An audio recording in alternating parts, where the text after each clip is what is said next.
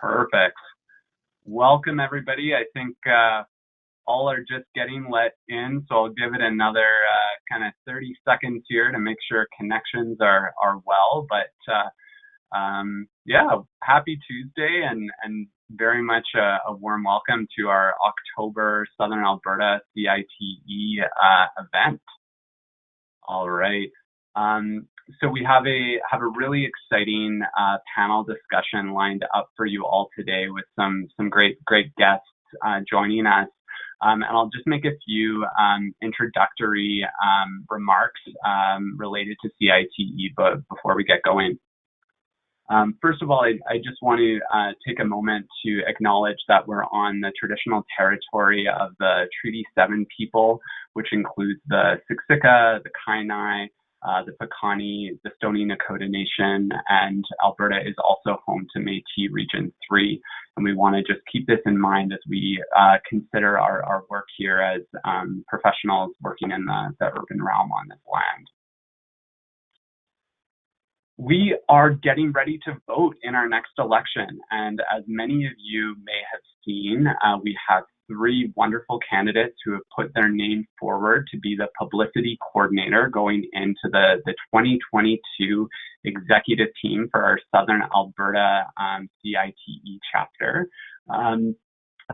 Some email notification was sent out to all of our members with additional information on the voting process, so please reference that. And we really encourage all of our ITE members to participate in the process and make a vote for one of the 3 individuals who have put their names forward. And thank you to each of you for bringing your names forward to be part of the executive. Next, we have, quite a few activities upcoming. In addition to today's webinar, we also have a speed mentoring event occurring this Thursday that's co-presented with the Society for Civil Engineers, CSCE. And this is something that we had sent out in an email notification last week. It's occurring from 5 p.m. to 7 p.m. using a virtual tool called GatherTown. And again, you can find the registration information there in your email. And one of my IT colleagues, if I could request either Annie or Lou, maybe we could add a link to that in the GoToMeeting chat in case people are wanting a quick reference to register for that event. Finally, I will do some brief introductions for our panelists today. We have Amber Osadan-Ullman joining us from the Calgary Municipal Land Corporation, Crystal Scheidt joining us from the City of Lethbridge, and Joyce Tang joining us from the City of Calgary.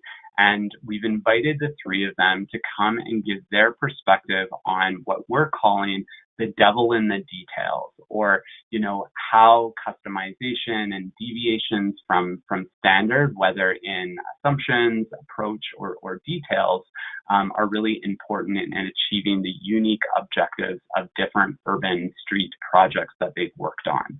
I'm going to introduce each of them in more detail. Just prior to them speaking, we're going to do 10-minute presentations from each of them, and then we'll go into some open discussion. So I would encourage all of you, as questions come up, to put them into the chat, but we'll go through all 3 presentations before we go into that Q&A. And so the first individual who will be presenting is Amber Osadan-Ullman. Amber joined CMLC in April 2014 and brings a decade of land development experience to the team. She is passionate about bringing placemaking and great design to the city building projects she leads in and outside of the Rivers District. In Amber's capacity as Senior Development Manager, she drives strategic capital projects and brownfield redevelopment with a focus on innovative urban design solutions and financial sustainability.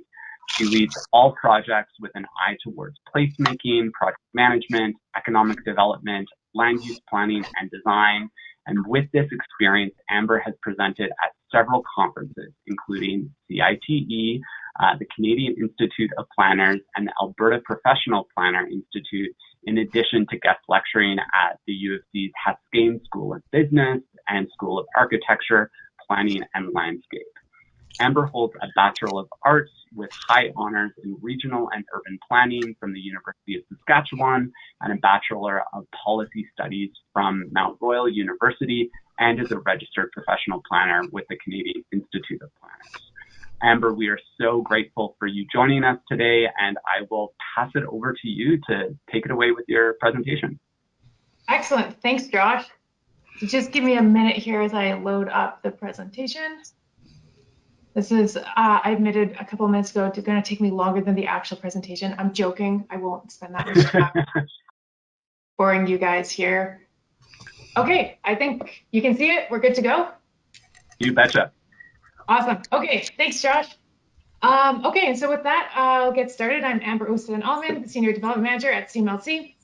And often when I come and speak to groups, I ask this question, how do you build a district? But instead, what I want to talk to you guys about today is how do you build a lasting district? Historically, we know that cities, parks, plazas, road right-of-ways, buildings were all designed by a certain demographic, typically one individual who has led the charge in the thinking of that. And certainly that shouldn't be the case today or going forward. You know, this is a great screenshot that we have of almost all the people that worked on the New Central Library project with us. And the importance here, obviously, is pointing that it's not just one voice, it's not one vision. It's really looking and grabbing a collective of people with diversity towards putting eyes towards a design solution that enables innovation, problem solving, promotes creativity. So for those of you that don't know CMLC, Calgary Municipal Land Corporation, we're a for-profit land development company owned by the City of Calgary. We're primarily responsible for this red dashed line here. Can you guys see my mouse? Is that a thing on this? Okay, well, I'll just use my mouse and maybe you can share. We can see it, Amber. Okay, thank you. So we're primarily responsible for this red dash line here, 504 acres in Calgary's downtown area known as the Rivers District. When we were first created back in 2007, we spent quite a bit of time focusing on these 49 acres here known as the East Village, where we spent over $300 million and in return saw over $2 billion of private investment. And certainly a lot of that money was spent focused on my favorite areas, parks, plazas, road right-of-ways, the public realm elements. And this is a great before and after image going from the road right-of-way prior to where actually our office is located right now and the New Central Library here today. And what we've really learned from that is that designing and investing in our road right-of-ways is critical to attracting private investment and revitalizing a community. So I thought about this question that Josh posed to us, the devil's in the details. I was like, wow, I could really talk to them about the texture and the excitement of brick pavers and why we added in this non-city standard and the premium cost and what we pay to maintain it and fix it and why we've done it. And I was like, well, that might be too boring for 10 minutes to talk about brick pavers. So instead, I'm going to talk to you guys about a more sad state of affairs, which is climate change. And one of the things that happened this year, back in August, the United Nations released a big report. And there was two big takeaways from that report that really hit home for me. The first takeaway is that in the next 30 years, there's nothing that we can do globally to reduce the impacts of climate change. If we all came together and did every single recommendation, there's so much carbon in the atmosphere, we cannot do anything to reduce the impacts of climate change.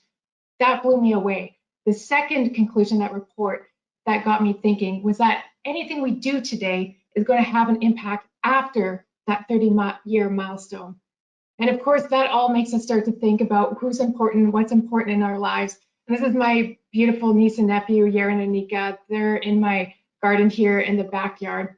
And certainly, we're not the only ones who have been thinking about this. Other companies have been thinking about this, municipalities, countries. This is Calgary Parking Authority. They approached us about 4 years ago to ask this question. Hey guys, can you help us build our very last parkade? We're in the line of business of parking cars And we don't think that's the future of cars anymore, because with the introduction of autonomous vehicles, many studies are saying that car ownership is going to drop by about 50% over the next 20 and 30 years. So what can we do to change that, and how we approach our business model? And certainly you see other developers around the world. This is a project that was done in Indianapolis in 2019 that took an entire lane from a road right-of-way and converted into 79 micro suites, 300 square feet, into residential housing. This is another project that we were asked to do with Calgary Parking Authority. Actually, I worked on them with it, where they asked that same question. Instead of vertical infrastructure, what about our private parcel? Can we take an otherwise utilitarian space and transform it and apply this idea of where you take away the delineation of modes, cyclists, scooters, individuals, and mash them all together with parkers, and not have that delineation space? What would happen? So we did this project called Park with them in Inglewood. It's been highly successful. Parkers, people who play basketball, they all come in here, mash up in the space, and it's been quite successful. And certainly this isn't a new concept. I mentioned the idea of the Woonark and this concept in Europe. It's a very old idea of that, as you guys know, the use of a street. It's for everything from commerce to street fashion to moving multiple modes. And certainly it doesn't take an economist to look at a picture like this to say, hey, what is the highest real estate value? Is it this, or does it look something more like this? So taking all those lessons learned, we've been applying it to our focus in East Victoria Park, or this master plan vision called the Rivers District Master Plan. And what we did is designed this street, the heart of our community, called Stampede Trail. It's this road right-of-way right here. And looking at this road right-of-way, thinking about all these mashup of uses and the ability to be adaptive, what is the most successful version and successful design of a street? How can we provide for a street that enables everything from a plaza, shutting it down so it has full control over the pedestrians, have full control over it, to being able to make it operational and put 18 semi-trucks from a Lady Gaga concert in there while moving cyclists through and servicing the back of house of a BMO Convention Center or a new arena, which is going right about here. And so I'm really proud of this title of the slide, From Ponies to Pandemic and Everything in Between. So going back to that concept, like streets, they've always been used for multiple uses, and then they should also be designed for future things that we're not anticipating, such as a pandemic, and being able to spill out and use the street as well. So going back to my comment about climate change and the importance of climate change, regardless of where you are sitting on that political spectrum, being left to right, I threw in this article because it shook me this year. Back in January, Larry Fink releases this letter. He does this every single year. He's the largest investor in the world. He invests over $9 trillion into companies. And he releases this letter to all the companies he invests in. He says, this is what I expect from my companies. And the thing he said in his letter this year was that, what are you doing to be carbon neutral? Within weeks of him releasing this letter, you had the likes of Microsoft, Delta Airlines, Amazon's one of them. They went and stated that, hey, we're not going to just be carbon neutral, we're going to be carbon negative. Or we're going to invest billions of dollars into our company to address climate change. So much so that in the last week, the Task Force for Climate-Related Financial Disclosures has had this huge uptick that 80 of 100 of the world's largest companies have been registering with them to disclose their financial risks as it relates to climate change. And so I guess to bring this all back into the conclusion of what am I trying to talk about here and what's important for me as an owner who spends both public dollars and private dollars in investing into street design, I think for me and for our company, it's incredibly important that we're dynamic in our designs and that we approach our designs so that they can truly stand the test of time. And so I think I would ask and I would maybe challenge this group, especially, is to start thinking about your roles less as specialists and moving towards generalists so that we can design streets, parks, plazas, public realm improvements so that they do stand this test of time, which we've seen quite a bit in the likes of Rome. And so that's the conclusion of my presentation.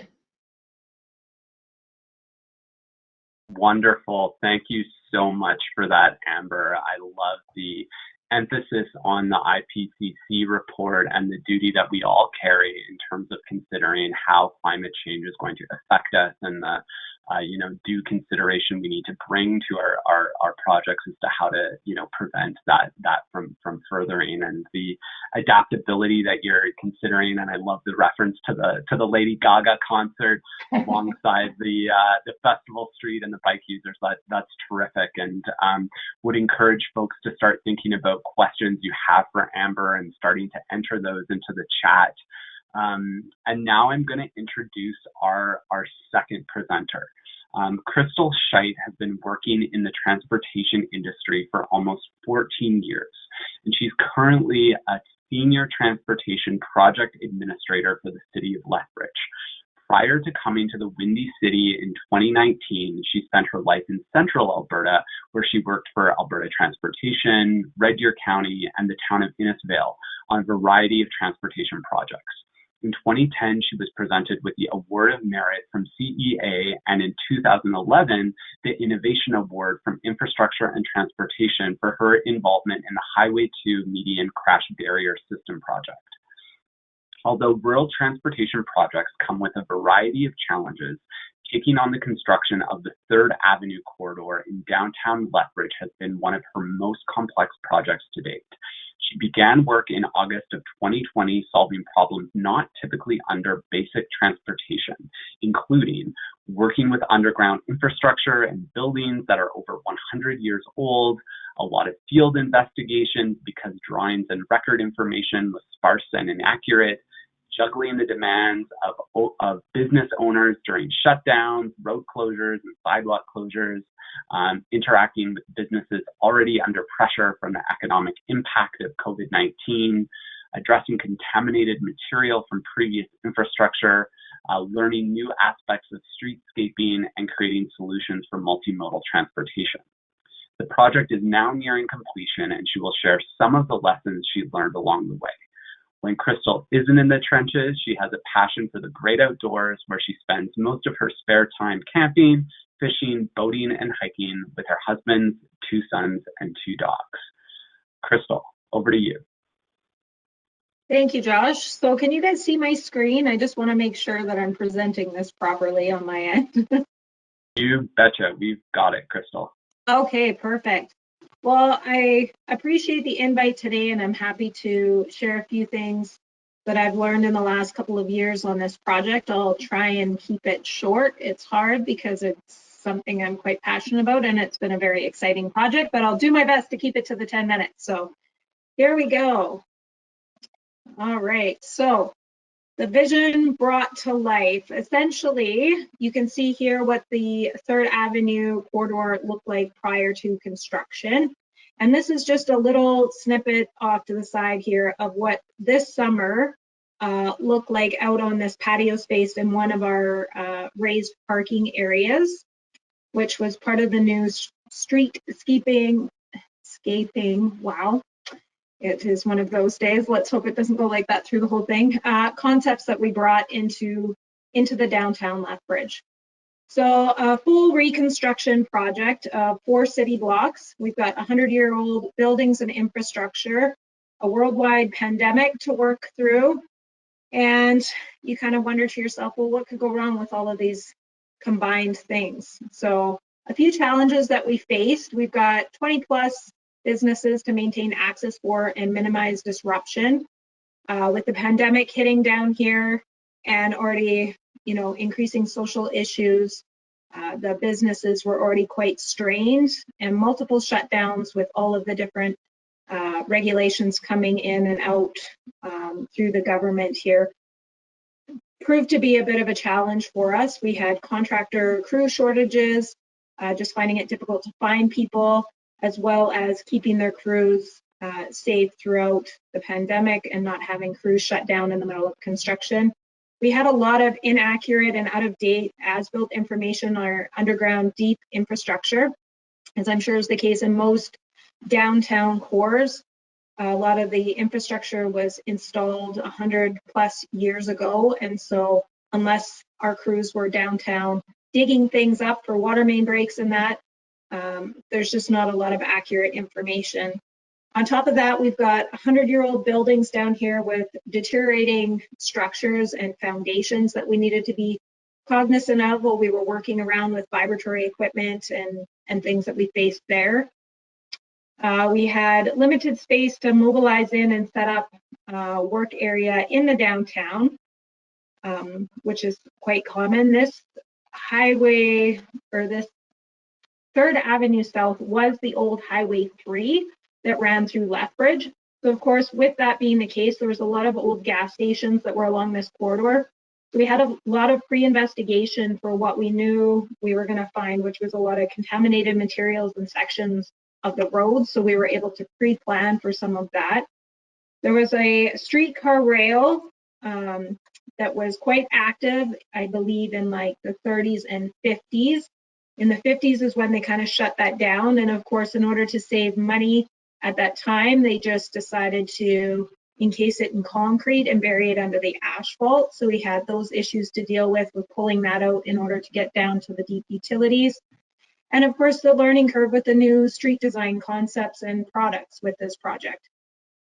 So communication, I would say, is key when you're dealing with a project like this, with all of these business owners and everything that's going on, and us coming along and impacting their business already in a tough time. How do you keep these businesses happy throughout construction? Well, I would say that it's not possible. We've definitely had our challenges, but with proper communication and proper planning, I think that it's easier to calm people's nerves and make them a little bit more understanding as we go through the construction process. So we have put in additional budget for communication and stakeholder engagement. We provided the businesses with updated maps and online content and things that they could use on their social media to help encourage their customers to still come into the business while we were under construction. We had dedicated time to meet with the business owners. I've been sending continuous emails and updates with project progress throughout the project. I've also included separate emails and in-person correspondence regarding direct impacts to front access into their buildings and delivery schedules and those types of things. Working as a construction team to help accommodate through busy times. So we would shift around maybe when we were going to do a major concrete pour in front of their front access based on when the information that they gave us for when was their busiest time during the week. And the biggest thing was to address concerns immediately and work with a contractor and the crews on site to effectively communicate with the businesses. So when I talked about inaccurate as-built records, we found quite a few things. So, we had a block that would show, 20 services, but we had no idea which ones were active. So, with the sanitary main already being relined, we did a lot of relining for the services into these buildings, but what should have taken, a couple of days to do for services ended up taking about a week and a half, just due to the lack of information, different material types that they found, which ended up, delaying things while we were on site. So one of my recommendations would be to do as much pre-inspection on services and that prior to construction startup. It saves time and money on field investigation, as well as disruption for the businesses in the downtown. So as you can see from here in the pictures, these are a few of the pictures that we took inside some of the buildings. So the foundations were extremely old and there was a lot of cracking and deterioration. And in that one picture, you can see it actually goes out underneath the sidewalk and is boxed in using 2x4s. We found old coal chutes still in place that essentially we had just, put the sidewalk over top.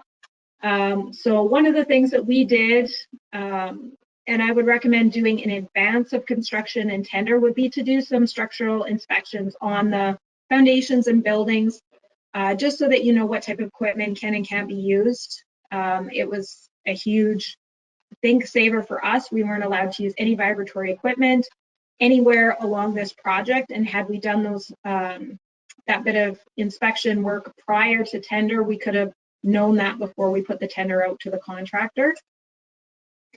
So some of the old infrastructure that we were dealing with, like I said, we're talking 100 years old here. You can see the condition of the pipe is not in great shape. I'm not sure how we were drinking the water that was coming out of that, but that was one of the water mains that we removed. One of the issues that we had that we thought would be a time saver was using inline valves on the water mains to minimize disruption to the businesses with water loss and temporary water and that. Unfortunately, when you're dealing with infrastructure of this age, this is something that can happen. So when they installed the inline valve, it actually broke the pipe, and we ended up using a traditional installation of just a regular valve, just because the pipe itself just couldn't hold up to putting the inline valve in. So just things to note when you're dealing with infrastructure of that age. We had buried streetcar rail that we were dealing with, like I mentioned, that was all there, encased in concrete, buried under the asphalt. And, you know, there's testing requirements for that, things that, you know, additional things that need to be hauled away. And some of the new street design concepts and products. So we had, you know, saw cutting challenges with this patterned concrete, decorative lights that our electrical department was having issues with. So we had infield installation of tubs so that they could actually work on the electrical adjacent to the lights. Soil cells was new to the city as well for our new trees that we were installing. And then these raised parking areas and stuff, it's just a winter maintenance challenge and training for, you know, our operations group, as well as training the public. So we've got a few lessons learned here, which I've kind of gone through most of them. I'm sure I've gone over my time. It's really hard because there's so many fun things to talk about on this. But like I said, try and do as much investigation work before tendering as possible. Plan out your level of communication. Be willing to put boots to the ground to ensure full communication to the businesses in person if possible. I threw this in about considering contractual items to ensure full commitment from the contractors, like site days and penalties. And once it's all done, enjoy a cold one on the patio, which I have yet to do, but I'm hoping to soon. So there you have it. Wonderful. Thank you so much, Crystal. You covered a lot of ground there, and yeah, it definitely didn't go over. So, you know, I think one of the things that really stood out for me is just the unexpected aspects of, you know, historic infrastructure and how, you know, we as, you know, transportation practitioners really need to plan for the unexpected there. So look forward to getting into some more questions with everyone, and again would encourage folks to pop their questions in the chat for Crystal. And now, last but certainly not least, I am so pleased to introduce Joyce Tang, who's a program manager with the City of Calgary. Joyce currently manages the City of Calgary Centre City and Main Streets Implementation Program, which brings planning policy in these strategic growth areas from concept design through to construction and activation. In addition, she's the founder and co-chair of Health YYC, which connects research, best practices, and city building together with the goal to bring equity and health into the design and building of our communities. Her background in urban planning and landscape architecture provides the foundation for her work. However, it is her integrated design approach rooted in evidence-based solutions and focus on healthy places for all people that drives her everyday work. She's the program manager of the Center City Implementation and Main Streets Implementations capital programs, and she brings 25 years of experience, 15 in the consulting sector and 10 at the city, working on the planning and design and construction of different types of projects, including civic projects, hospitals, open space, commercial, and retail. And during that time, the best projects were the ones with the purpose-driven design outcomes with a multidisciplinary team. Joyce, I do have your slides ready to present on my screen. So if I could just ask Stephen or Lou to give me presentation permission. Perfect. And then I will pass it over to you, Joyce, to take us away. Great. Thanks. Thanks for inviting me today to present. Clearly, given the introduction, I was the last one to fill the seat because I didn't even provide a picture, so I'll do my best to anchor the presentations today. I thought it was a great opportunity for me to provide my perspective coming from a different discipline, but ultimately I think it's important how IT plays an active role in our multidisciplinary design team when we look at building places for people.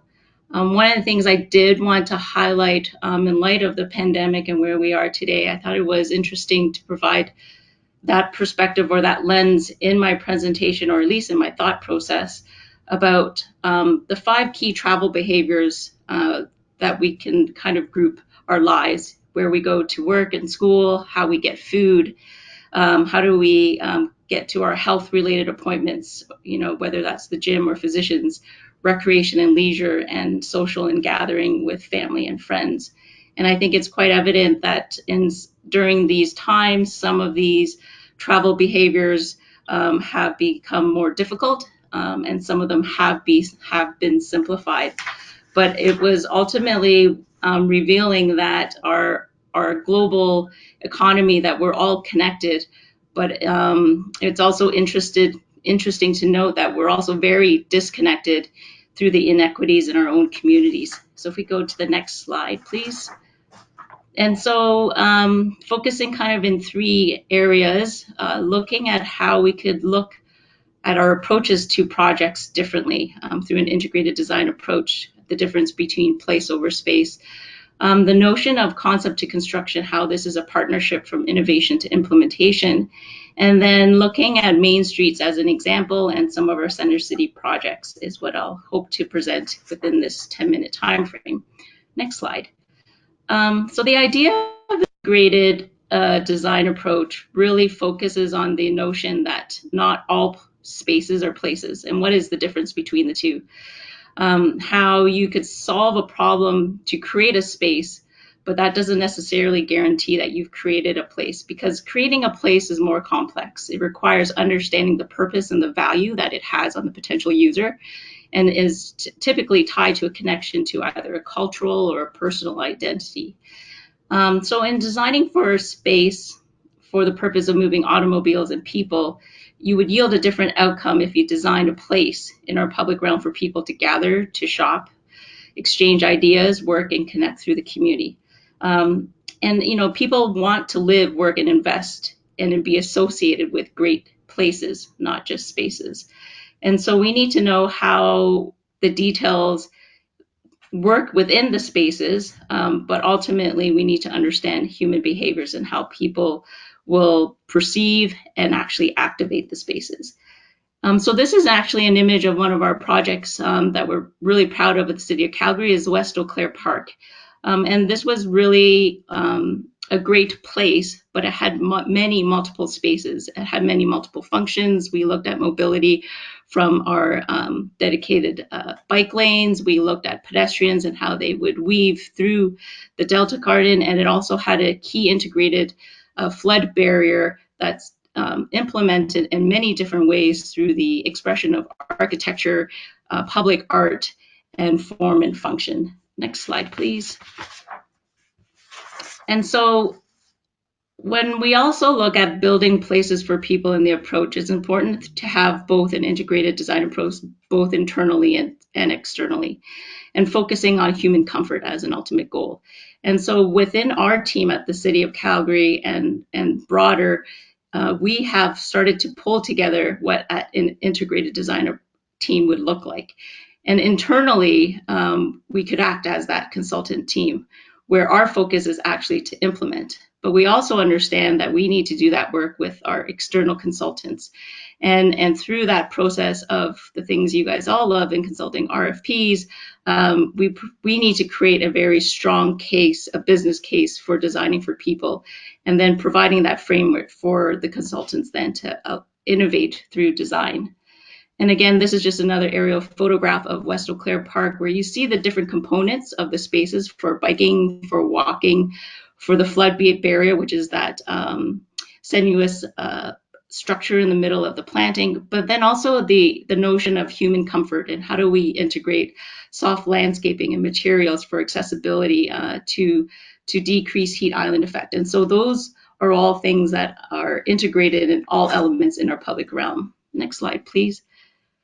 So then I wanted to quickly just share about Main Streets, the implementation program from concept to construction, and how each of us play a different part, whether we're planners, economists, engineers. And when you consider the entire spectrum of creating great communities, it requires each of us to bring that to the table. So from strategize and plan, for the Main Streets program, that's where we use our planning tools to then look at land use for redesignation. And that became an opportunity to reset some of the inequities in our communities. How do we ensure that our communities are complete in the sense that people have housing choices, that it doesn't prevent those of different social economic situations to have to live in only certain communities? And so we use planning tools in that regard. And so when I look at the design phase, it was important that when we did a streetscape master plan, we reflected back on planning and how those set the principles going forward, but then also looking at the live component, which is the activation. How are the people going to use the space? Because it's how they use the space that will create the place. And then using that to inform how we design, how we build, how we set the operational standards and our levels of services to ensure that equity is then achieved through all phases of the program. Next slide, please.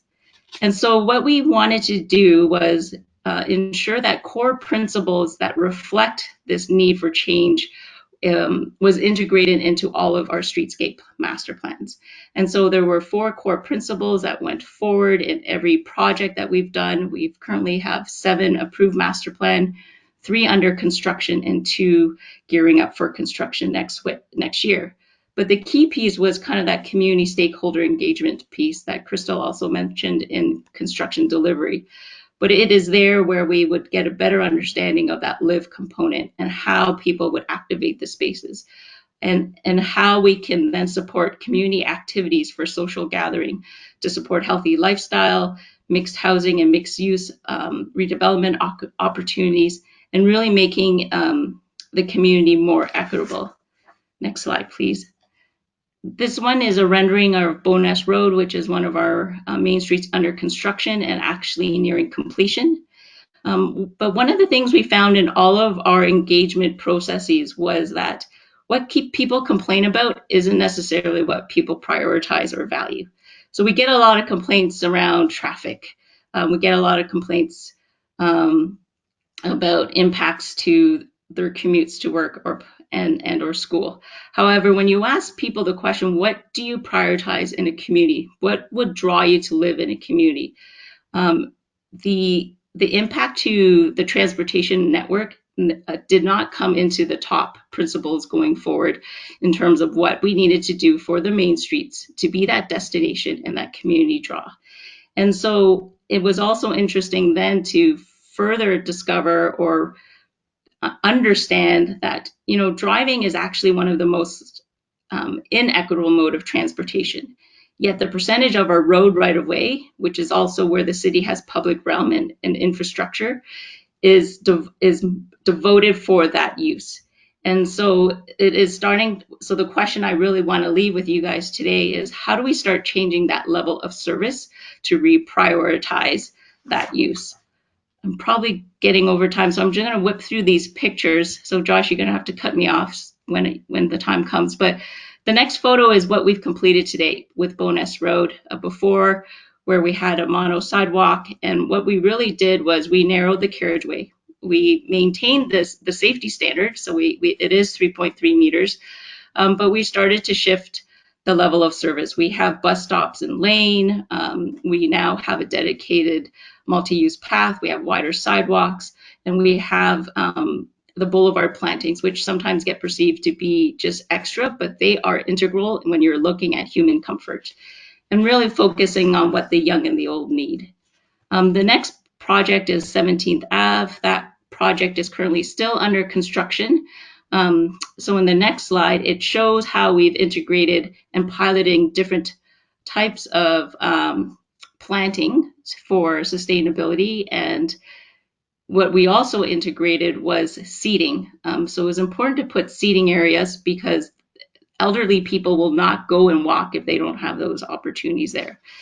This 17th Ave shows that it was not just important to look at pedestrians, but also cyclists. How do you integrate a safe crossing? And so this was a bike ramp design that we did at 17th Avenue and 29th Street, where it was important to do the curb extensions to shorten the crossing distance, but we needed to ensure that the cyclists that needed to do north-south travel also had that safety.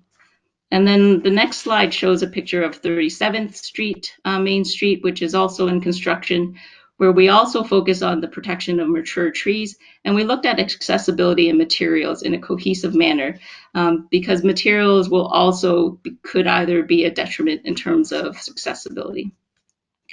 So I guess to close, here's an image of our 5th Street underpass southwest, which is nearing completion and is another example of when we can do a integrated design approach, we can come up with great solutions. And these are the solutions that not only meet the form and the function of what it is intended to do, but it also can create and attract investment.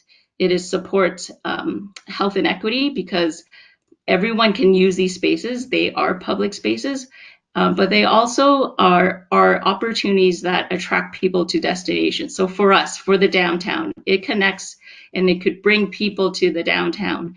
And it is those Instagrammable moments that is that free marketing that I know CMLC can probably speak to that really well. That is really critical for when we're looking at promoting and in our communities and our cities.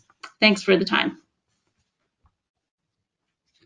Thank you so much, Joyce. What a lot you covered as well there in just a short time. And I have to say personally, I really appreciated the reference to West Eau Claire Park.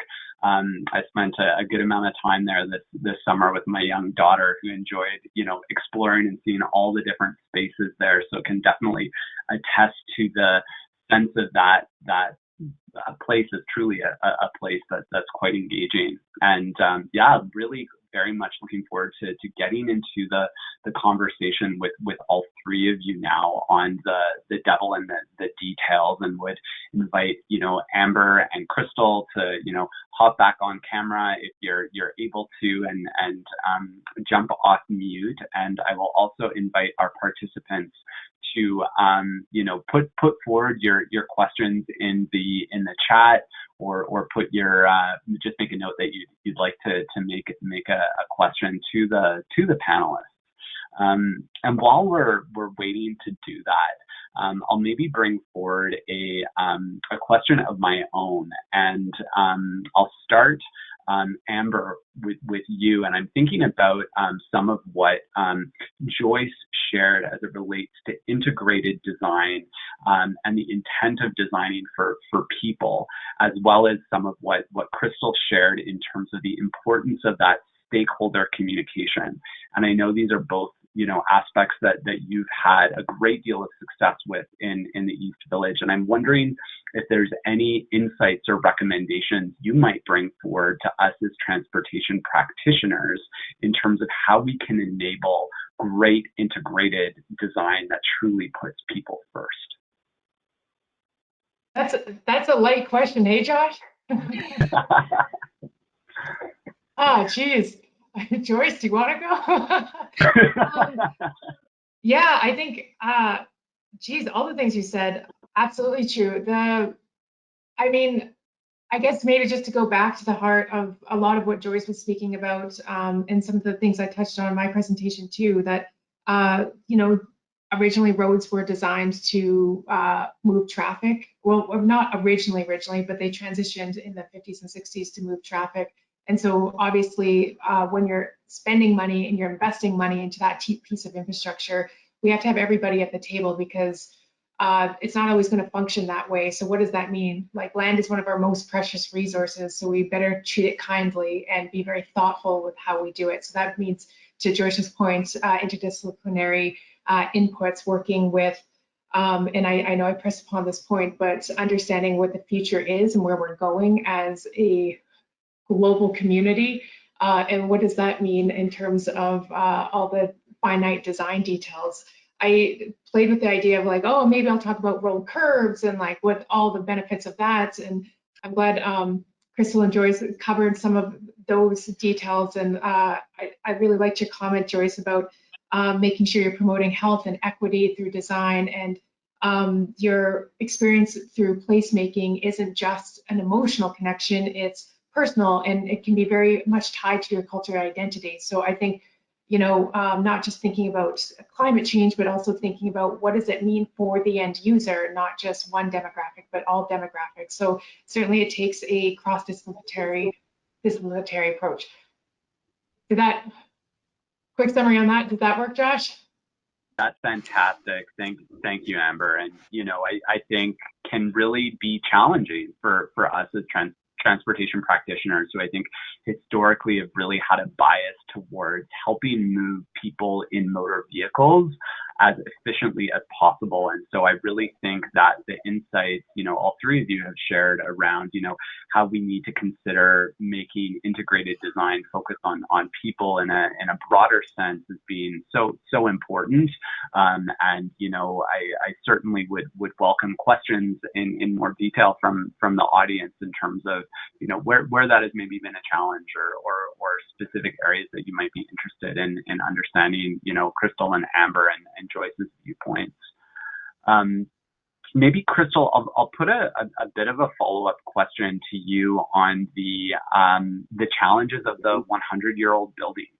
And what you encountered and some of the unexpected, you know, problem solving on the fly. And I know you had highlighted the need to be, you know, prepared for the unexpected, but were there any, you know, specific processes that you developed as part of your construction administration on site, whether it was your communications protocols with the contractors, how you were going and doing those inspections that, you know, helped you to stay ahead of those uncertainties as much as possible?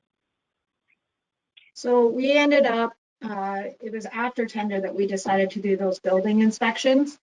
And we had the contractor hire a structural engineer to go and take a bunch of photos and make sure that we had a lot of information ahead of time. And just in case there were things that happened throughout construction, just trying to reduce that liability and risk.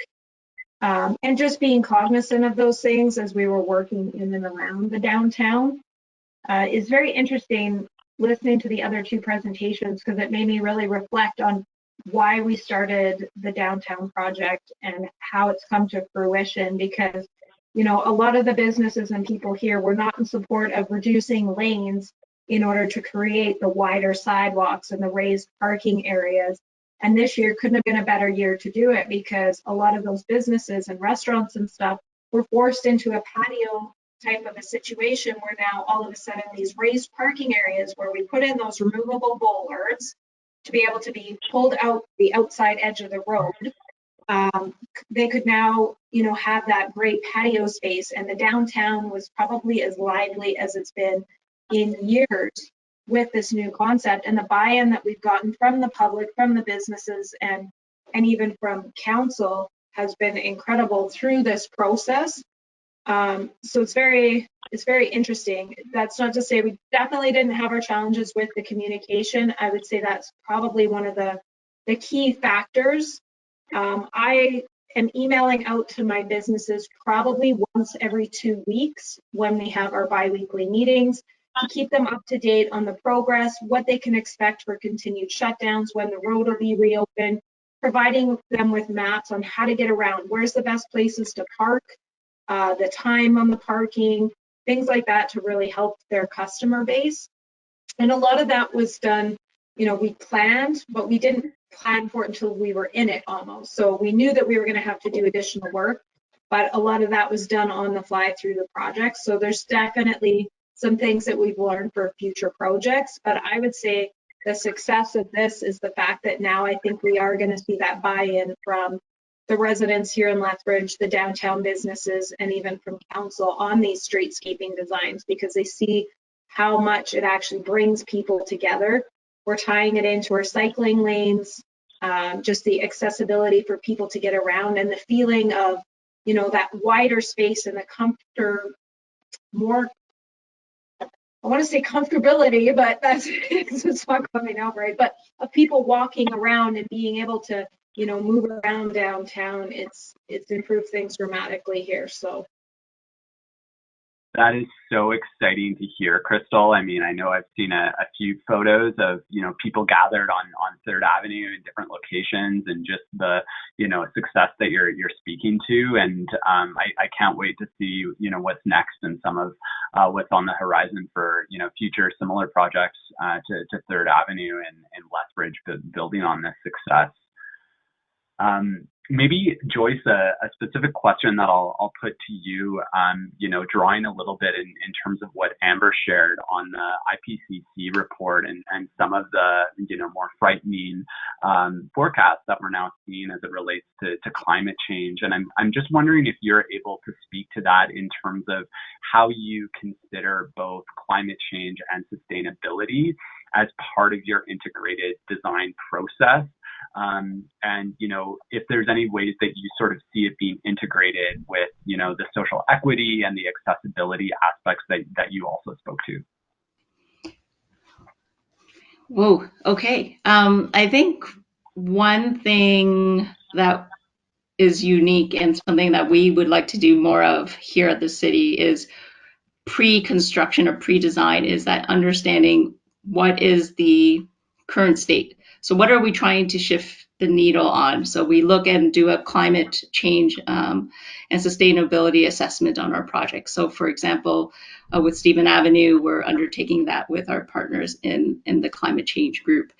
We're also doing that in our Main Streets program. So we have a metrics program that we're quite proud of. It's not currently revealed, but it does look at that again. We're looking at what is the current state and do our designs actually shift the needle. So when we invest and we start doing soil cells, we go and create these deeper trenches so we have more percolation of stormwater runoff. And so some of those good LID principles, you know, what is that yield? What is that percentage of surface runoff that we can start monitoring, looking at water quality? And I think when you look at sustainability and you look at designing for sustainable spaces, you inherently improve the quality of health, because then if you start looking at creating microclimates on our streets, in our parks, in our plazas, then that are more comfortable for humans to stay in those public spaces, then you start also increasing the accessibility to places. The equity conversation also improves. And then ultimately that is going to be critical. Like we saw it this summer, it was so hot and not everyone has air conditioning, but everyone can go to a park. Can you find a shaded area to sit in? If you're in a more urban setting, can you find an urban plaza that also provides you that kind of respite, if you will? And then on the flip side, from a winter cities design perspective, we also need to look at that. And so again, the way we orient our construction and designs cannot be single focused for the operational desires and levels of services for one group only, because inherently you start putting another group lower, if you will, in that process. So I'll leave it at that. I think I answered one of your questions. That's impressive. I know I threw a curveball at all three of you, to be fair, but I love the integration and consideration of how a sustainability investment in terms of, you know, whether it's the LID or broadening our street canopy also yields benefits from an equity perspective in terms of who is able to gather and you know, the experience they're able to have on the street. We've had a bit of a shy audience today in terms of the chat, and what I might do now is I'm just gonna pause for a moment and invite anyone who maybe has a question that they want to pose to our panelists to just hop off your chat and share it, in case you've got some shyness on your fingers, and then I'll wait 30 seconds, and then I'll pose one final question to our panelists before we go, in case we don't have anything.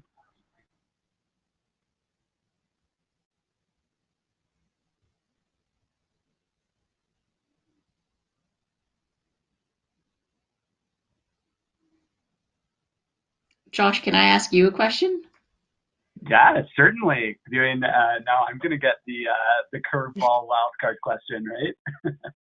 Well, no, and I was, it's a proposition that I don't know if it's possible. So what would it take, or what space could you recover for other uses if you were to change the road speed limits to align with what you typically see during peak hours? Because I know, the faster you go, and this is basic from landscape architecture school for road alignment, so the engineers can probably laugh at me, but the quicker you go, the wider the lanes, the more spaces that and buffers you need. So if everyone's going slower, and if the level of service from now on is that if you're driving, you just got to expect to go the speed you typically do during rush hour. Heaven forbid, that's probably horrible. So is that even possible? And then what does that do in terms of recovering space? Or does it do nothing?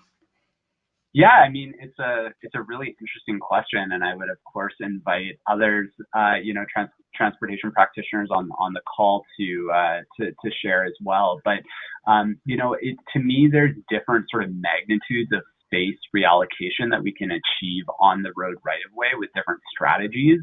And I think the benefit that a lower design speed offers in terms of that reduction in lane width, maybe from a 3.3 to, in certain scenarios, maybe you can get it down to a 3.2 or a 3.1, under extenuating circumstances, isn't as much as, being able to justify the removal of a travel lane or the conversion of a travel lane into a, flexible use, be it, parking or festival uses. And so strategically, I don't know that would be the first thing that I would look at. But I think in certain streets, it would be interesting to consider, given, the demands and expectations that, drivers are bringing. And I see Madri popped a question in. Thank you, Madri, for offering that. And this will be the final one here, but before we wrap up. And it is, what is your response for the folks who often ask you about the need for connections, speed, capacity, etc., for connecting people from across the city and province? Seems like always a tug of war. Should we look at it from a context perspective? I'll open it to any of the members of the panel who might offer a perspective on that. I think Madri answered her question. The context, right? I think that would be a key piece. I see Amber might have a response too. I don't, because I was trying to interpret the question. I'm not sure I fully understand it. They're not saying working with the city and with the province. They're talking about moving between places. Yeah, almost like that regional mobility in consideration of also the kind of local mobility that folks might have. Right. Yes, absolutely. Yeah, I think very much, and this is maybe a bit of a expected answer, but I mean, my brain is going again back to autonomous vehicles, electric vehicles, rideshare. Well, actually, rideshare is on a crash right now. There's a New York Times article on the weekend that just talked about that, so maybe I shouldn't be like rideshare.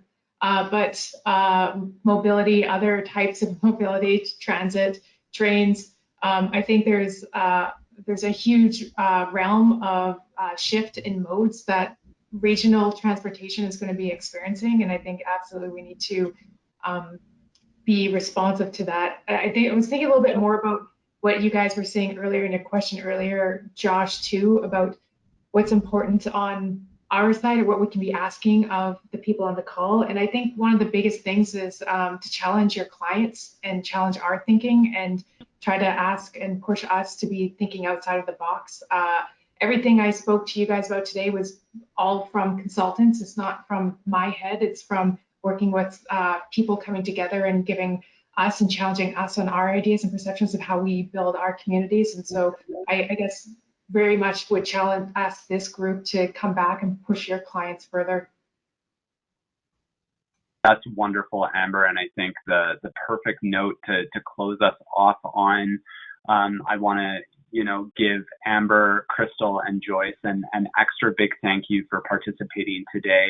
I know this was a bit of an abstract topic, and you all just brought such incredible insights, and I'm really grateful for your participation. On behalf of CITE, we'll make a donation to Engineers Without Borders, in your name to honor your involvement at this event. And to all of our participants, thank you for making the time today, and we look forward to seeing you either Thursday at our mentorship event or upcoming in November at our next CITE panel presentation. Have a wonderful afternoon today, and thanks so much, everybody, again.